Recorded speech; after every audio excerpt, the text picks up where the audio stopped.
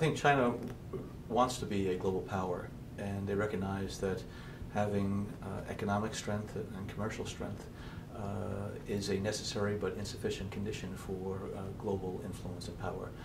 And so they're, I think, trying to augment what they're doing on that economic front with more political influence, but also more security and military assistance and presence.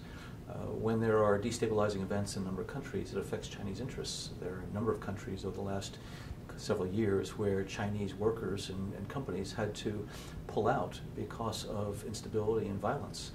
And so I think China recognizes that if it truly wants to have that global footprint that will make it a global power, it has to have multidimensional influence and presence, and that's what I think is driving China. But I think there needs to be a recognition on the part of the United States that China is going to increasingly play a role in regional affairs far beyond East Asia.